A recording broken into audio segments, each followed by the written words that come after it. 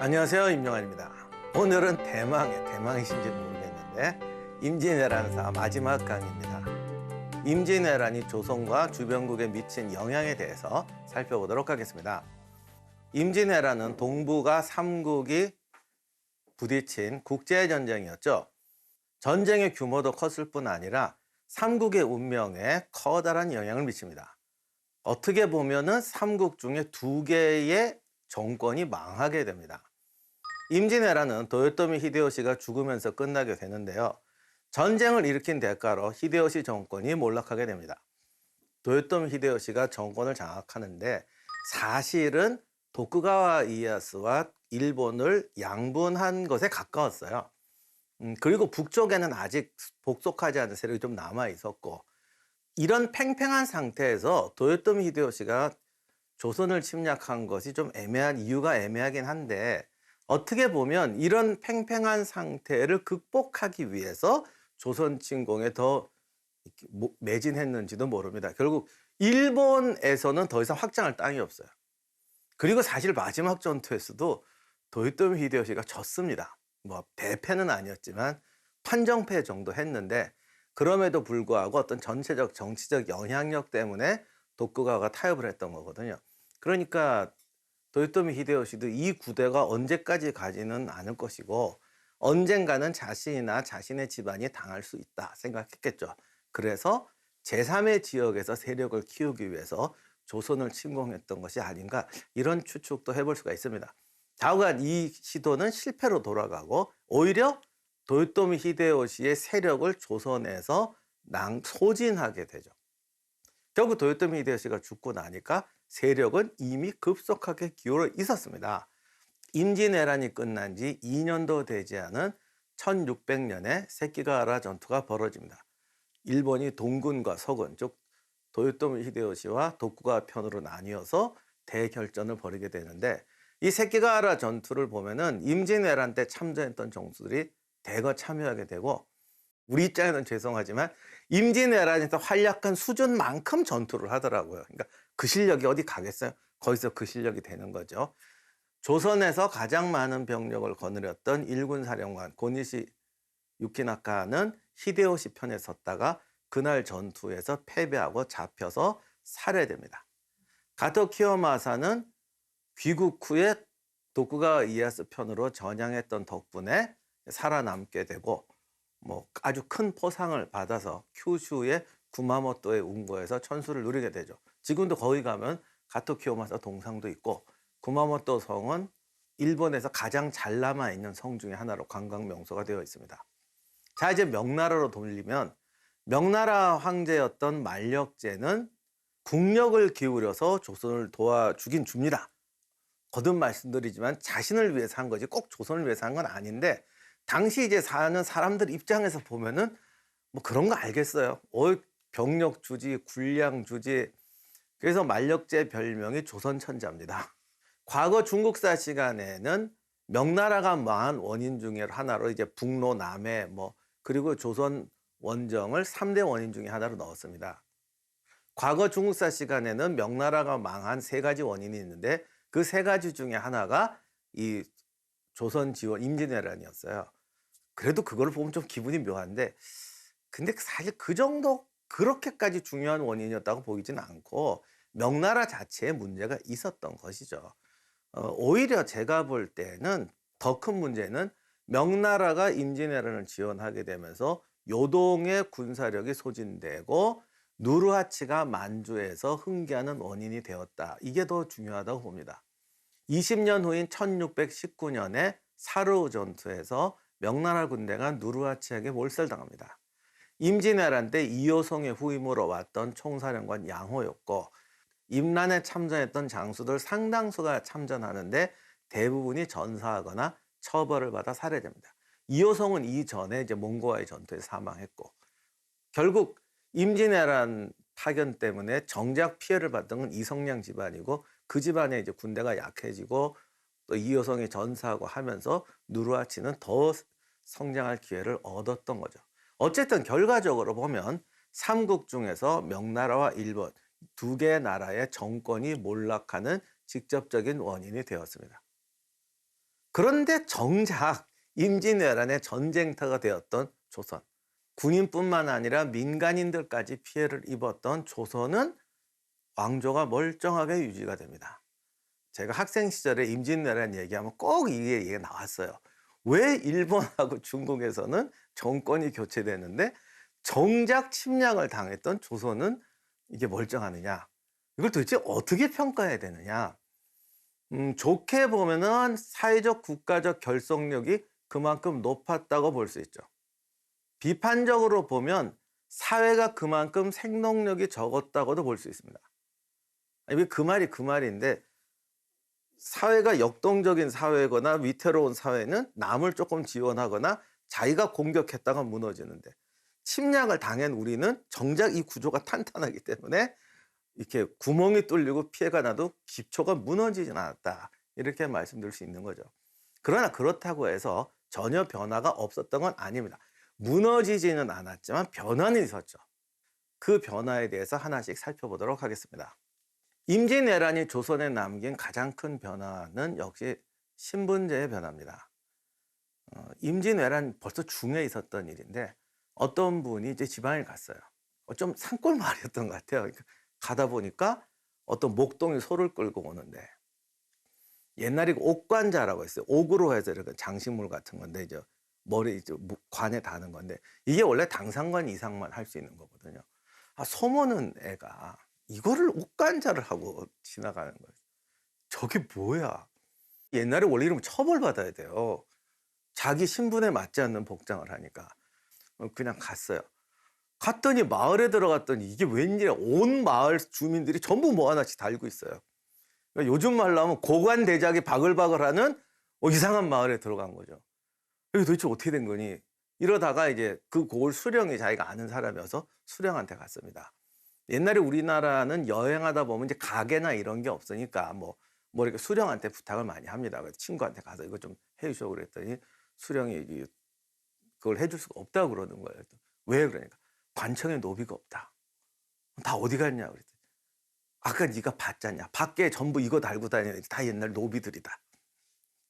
임진왜란이 벌어지니까 어쨌든 전쟁을 하려면 목숨을 걸어야 되는데, 그러기 위해서는 이게 뭔가 포상을 해줘야 되잖아요. 근데 이 조선사회라는 건 화폐가 안 도는 사회예요.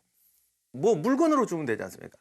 이게 물건으로 줘도요, 상업이 좀 발달하거나 뭐 투자도 있고 이런 사회에서 돈으로 주면 뭔가 의욕이 생기잖아요. 내가 이제 뭐 이렇게 훈장으로 100만 원을 받았다 그러면 이거는 뭔가 100만 원 이상의 역할을 할 일이 있어 보이는데, 전혀 가게도 별로 없고 뭐 별로 돈 쓸 데 없는 사회에서 돈을 받으면, 아니 물건으로 받으면 이거 먹고 없애면 그만이에요. 그러니까 이건 좀 의미가 다르죠. 그러다 보니까 그런 거 가지고는 이 동료가 안 되는 거. 왜냐하면 전쟁이란 건 목숨 걸고 하는 건데, 그러다 보니까 줄 게 관직밖에 없어요. 그거 내가 나중에 열심히 공부해서 과거 급제해서 정식으로 관직을 받아야지, 뭐 이렇게 받으면 되겠어, 이렇게 말해도 그만인데, 노비나 향리 같은 사람들은 관직을 받으면 이게 신분 상승이 됩니다. 그러니까 똑같은 관직이라도 의미가 전혀 다릅니다. 그러다 보니까 이 관직을 받는 사람이 누구겠어요? 당연히 사회에서 가장 성장 욕구가 강한 노비나 향리들이 전쟁터에서 공을 세우고 뭔가를 받습니다.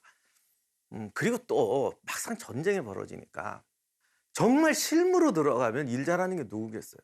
조선시대의 행정실무 보던 건 향리들입니다. 그러니까 속된 말로 명령만 내리던 사람은 상황 판단 못해요. 근데 일을 처리하던 사람은 군량을 조달한다든지 누굴 만나 설득을 하든지 이런 것도 향리 출신이 잘해요. 그 임진왜란 때 어느 향리가 일본군 포로가 돼요. 근데 이 포로가 됐다고 했는데 포로 수용소에 잡아놓은 건 아닐 거 아니에요. 그러니까 일본군이 여기를 점령을 했으니까 통치를 해야죠. 통치를 하려면 말도 모르고 뭐 이렇게 실정도 모르니까 누가 이걸 해줘야지. 요즘 말로 대학 나온 유생을 잡아놓으면 가끔 천부적으로 그런 일 잘하는 분도 계시지만, 평소에 남 시키기만 하고 그냥 이렇게 하면 되던 사람이 뭔 일을 하겠어요. 그러니까 일 잘하는 건 향리들이 잘해요. 그리고 이게 향리들은 또 이게 여러 사람을 만나니까 거기서 막 친해지는 거예요. 일도 잘해주고 뭐 싹싹하게 굴고, 그러니까 그 사람들, 일본 사람들 얘를 신뢰하게 되거든요. 그래서 이제 정보를 캐내는 거예요. 막 밥하는 취사병 옆에 가서 야, 너 고생한다. 도대체 하루에 밥을 얼마나 하는 거야? 야, 우리가 이거 한 달에 몇 가만일 써. 계산을 해요. 근데 이 사람이 일을 잘해본 게 당시에도 일본 사람들이 한국 사람보다 밥을 조금 먹었대요. 일본도 지금 유명한 게 소식이잖아요. 그래서 그것도 정확하게 봐가지고 아, 저 사람들은 저만큼 먹으니까 하루에 군량미를 얼마를 쓴다고 딱딱딱 해가지고 조선에 들어온 일본군 병력이 몇 명이더라고 했는데 그게 정확합니다. 그러니까 이런 식으로 순발력 있고 뭔가를 할 줄 아는 건 향리 출신들이 잘해요. 그리고 물론 몸으로 뭐 하는 건 노비들이 잘하고 군인에게 제일 중요한 능력은 기동력입니다.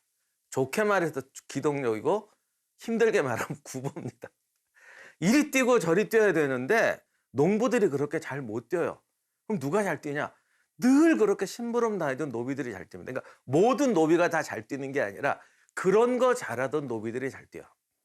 이런 사람들이 전쟁터에서 유용하죠. 특히 전쟁에서 중요한 건 정찰, 연락 이런 게 전투병과 못지않게 중요한데 이런 걸 누가 다 했겠습니까? 노비들이 다 했죠. 그러니까 나중에 공을 세우고 뭔가 이게 받는 건 노비들이 다 하는 거예요. 그러니까 이런 사람들한테 관직을 주지 않고는 불릴 수가 없어요. 그래서 등장하는 게 이제 공명첩이라는 게 등장합니다. 이 공명첩이라는 게 뭐냐면 요즘 말로 하면 백지임명장이에요. 그러니까 관직을 이렇게 만들어 가지고 사람 이름을 비워놓는 거죠. 그래서 누가 공을 세우면 병조판서, 뭐 현감 이렇게 맞는 거 하나 골라가지고 이름을 써서 주는 겁니다. 이 공명첩을 받는 게 세 가지가 있는데 군공을 세우거나 아니면 아까 노비나 향리처럼 뭔가 일을 잘하거나 이제 양반한테도 가야 되는데 이게 뭐냐면 돈을 기부하거나 전쟁 때 군량이 필요하니까 군량을 기부하거나 이런 세 가지로 이제 막 줍니다. 그렇다고 정부가 아무렇게나 못 주니까 이것도 이제 관리를 해요. 예를 들면 성을 쌓아라. 어디가 성을 쌓아라. 그러면 그거 쌓으려면 100장은 있어야 됩니다. 100장은 너무 많아. 50장. 이게 뭐 이런 흥정을 막 합니다. 그래서 가져가면 그거를 막 주게 되죠. 이러다 보니까 나름대로 관리를 하긴 했는데 그러니까 이제 양반이 되는 노비나 향리들이 엄청나게 늘어나게 되는 거죠. 노비가 신분 상승하는 것보다 더 어떻게 보면 더 중요한 것이 그 양반과 노비의 어떤 그 행동 원칙이 달라집니다. 그러니까 원래 이거는 구별이 철저해가지고 같이 안 놀아야 되고 뭐 이게 있는데 전쟁이 나니까 총력전을 해야 될 거 아니에요. 그래서 임진왜란때 소고군 제도라는 게 만들어집니다. 요즘 말로 하면 민방위대 같은 거죠. 그래서 전쟁이 나면 지난번 의병할 때 말씀드린 것처럼 지역 주민 중에 군대를 많은 사람 다 뽑아내 군대를 만드는 거예요. 그 잘 전쟁 났는데 지금 양반 노비 같이 따지게 됐어요. 그러니까 뭐 이제 성을 지켜야 돼. 그럼 여기는 노비가 쓰고 여기는 양반이 써. 이럴 수 없잖아요. 처음엔 근데 그랬던 모양인데 하다가 이제 급해지니까 섞여서 싸우게 되는 거죠. 근데 이게 당시 사회에선 엄청난 이게 반발을 일으킵니다. 그런 거 보면 인간은 참 묘해요. 이게 우리가 보면 우리가 임진왜란에서 옛날에 할 때는 뭐 전쟁이 나니까 뭐 남자고 여자고 뭐 기생까지 다 나서 열심히 싸웠다 이렇게 말하는데 그런 분도 있는데 의외로 소고군 제도를 만드니까 어떻게 양반하고 노비랑 섞여서 싸우느냐, 어떻게 이게 한 부대에서 우리가 같이 있느냐 이런 식의 불만들이 막 터져 나오게 되고 이거는 전쟁 끝나고 나니까 또 더 심해져요. 그러니까 신분제라는 게 조선이 유지는 되지만 조선 후기에는 주인공 노비와의 평민간의 관계도 좀 많이 이제 변하게 됩니다. 그 다음에 중요한 변화가 우리가 역사 시간에 많이 배웠던 상품 화폐 경제의 발달입니다.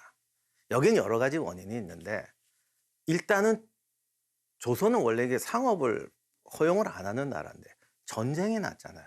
백성들이 피난을 다니고 심지어는 이제 군량으로 공출당하니까 농사가 없고 그러니까 어떻게 됩니까? 저쪽에 가서 뭐 이렇게 물건을 바꿔라도 먹어야 되죠.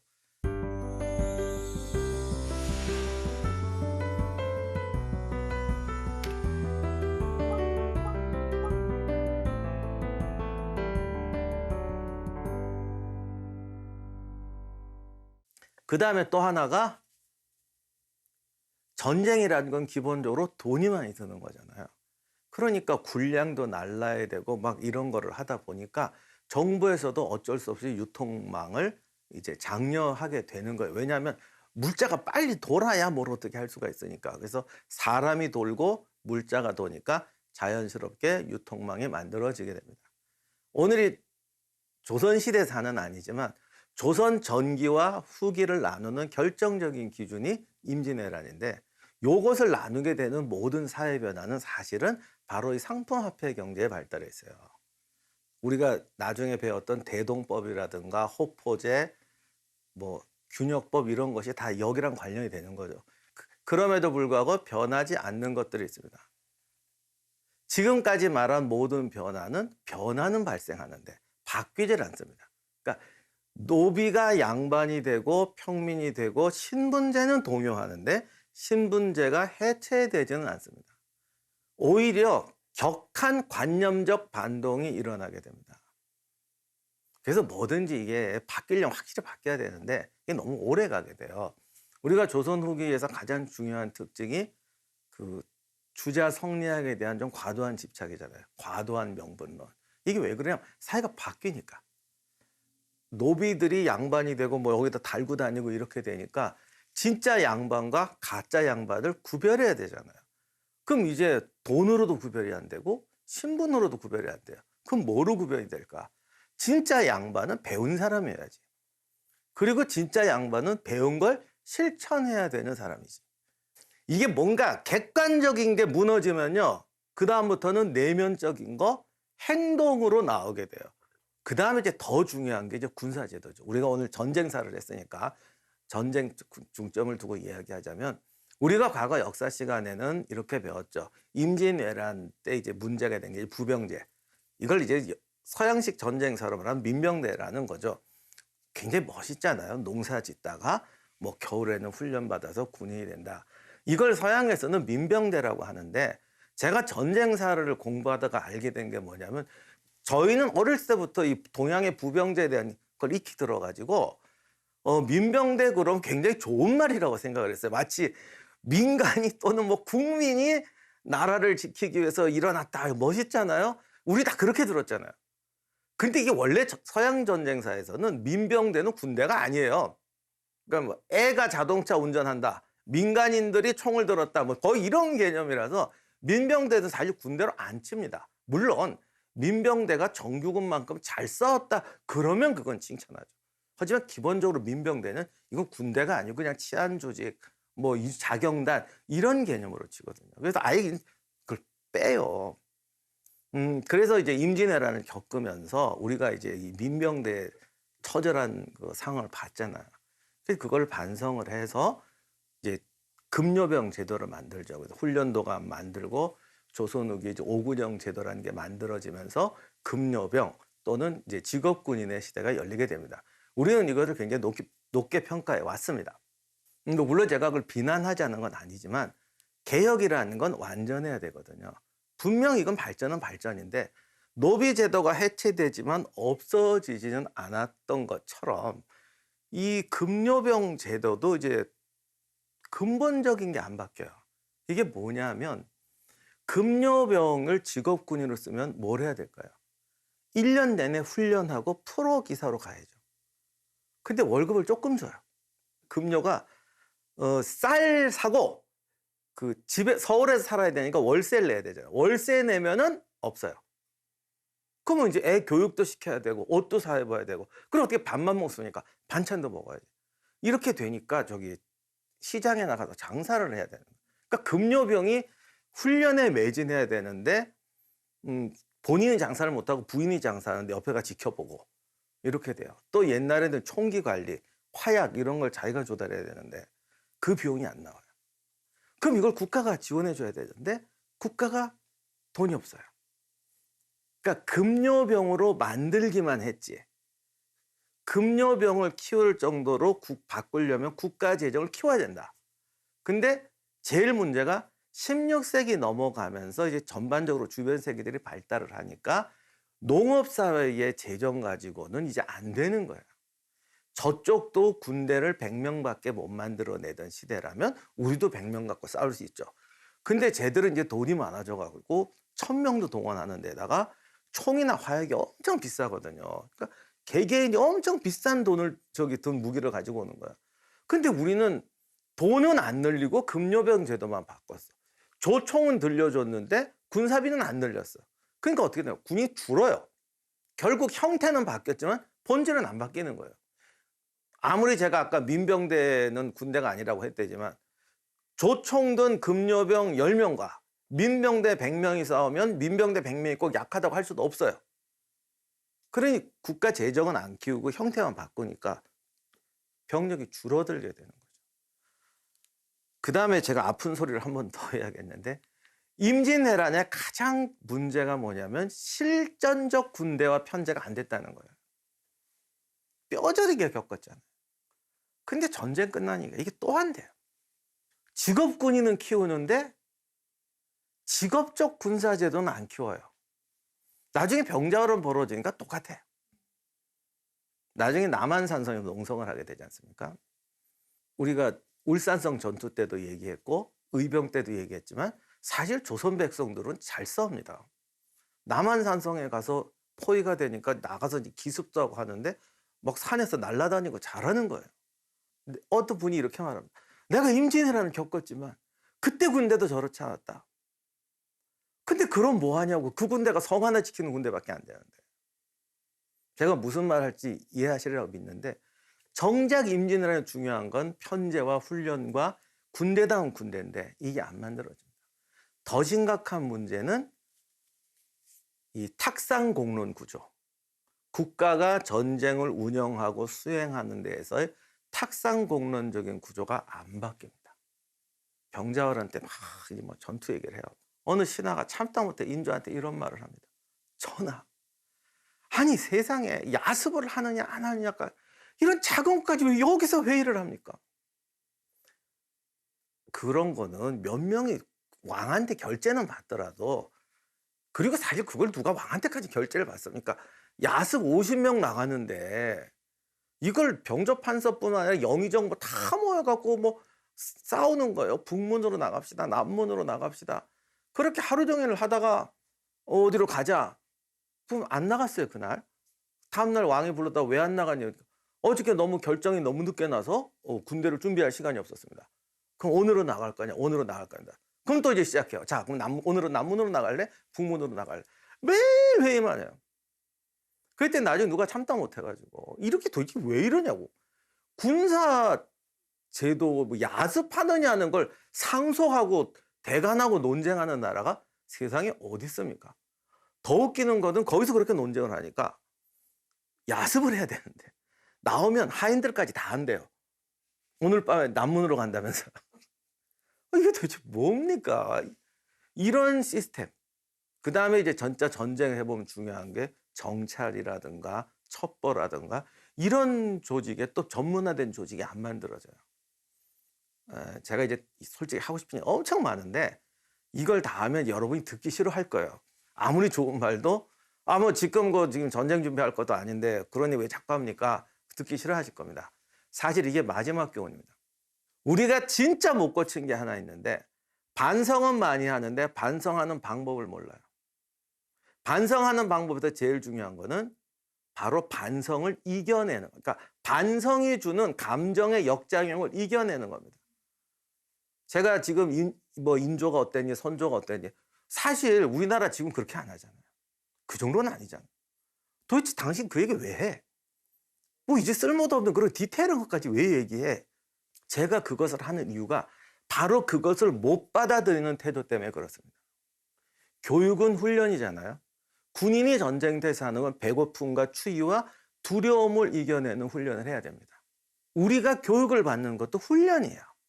교육을 받는 훈련 중에서 가장 중요한 게 듣기 싫은 소리를 이겨내는 겁니다. 자신의 잘못한 것을 돌이켜보는 것을 훈련하는 겁니다. 제가 솔직히 말씀드리면 사실 저를 포함해서 모든 사람이 가장 잘못하는 게 뭐죠? 자기 자신의 적나라한 모습을 보는 거예요. 이거는 결심으로 절대 안 돼요. 그거를 해주는 게 교육이에요. 그러면 역사라는 것은 이런 감정을 이겨내는 것도 같이 있어야 되는 거예요. 그런데 임진왜란 끝나자마자 한다는 소리가 내가 임진왜란에 태어났으면 다 끝낼 수 있어. 그러니까 이게 뭐예요? 과거를 공부해서 내 감정을 치유하려고 하죠. 반성 중에 가장 잘못된 반성이 감정을 위로하는 반성입니다. 그러면 어떻게 되냐? 과거를 미워하고 과거의 모든 잘못은 마녀 사냥을 하고 남 탓하게 되는 거예요. 임진왜란 끝나자마자 이 일이 시작이 됩니다.